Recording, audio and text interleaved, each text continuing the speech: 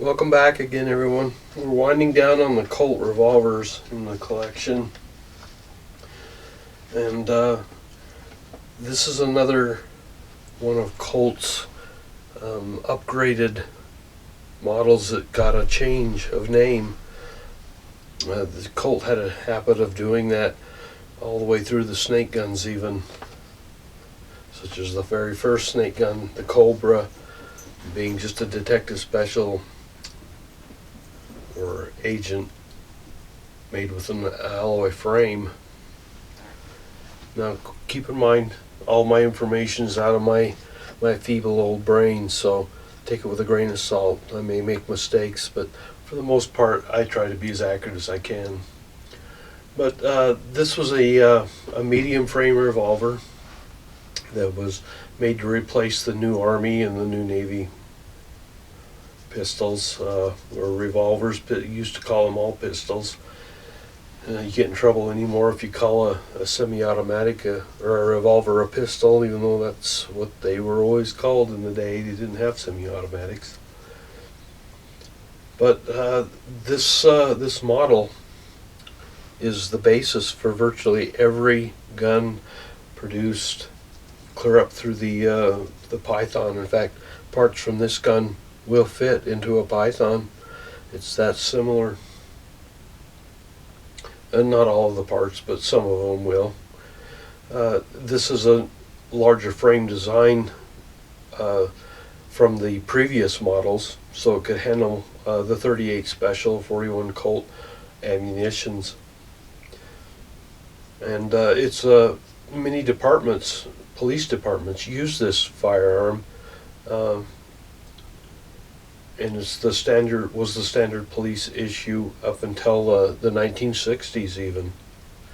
It was available in blue and nickel. Of course, this one is in blue. This is the 6-inch barrel. They made a 5, 4.5, and 4. Various calibers, mini calibers. 41 Colt isn't 38 Special, as I said. 38 long and short Colts. And being a popular gun as it was all those calibers plus 32-20, which is what this one is. That's the earlier polymer, or actually they're a plastic grip. Polymer is not the term of the day. They later became walnut with the silver Colt medallion on them.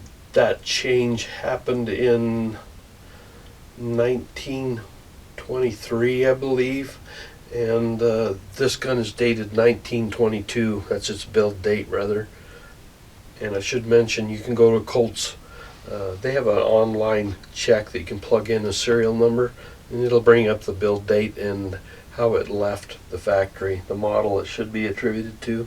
It doesn't always work, but 95% of the time it does. This gun was made 1908 to 1927, so a fairly long production run. Not super long, but the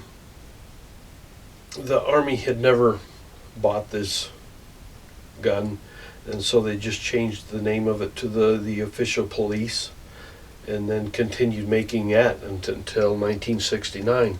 So that extends its production run quite a bit.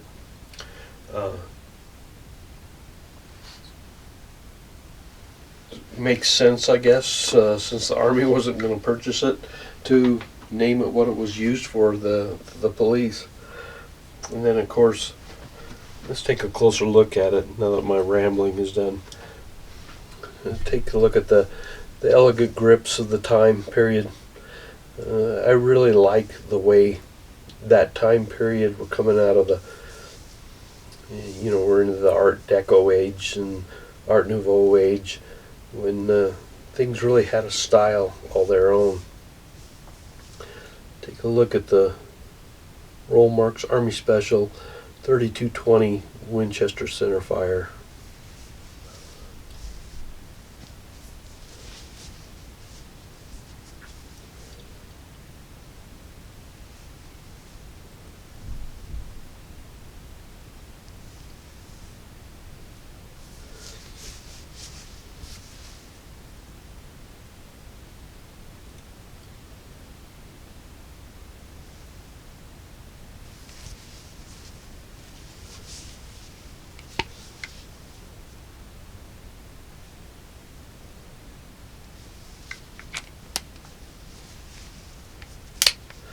Again, we have the firing pin on the hammer, of course, as was typical of that day and age.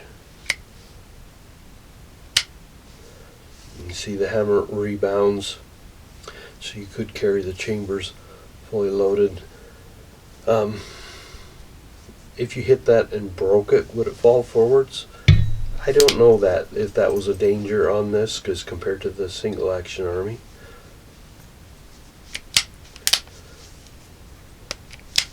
Very nice action, as you would expect from a Python type action. Was good enough to carry on through all those fine firearms. Of course, no underlug for the ejector rod, as was typical of that time period.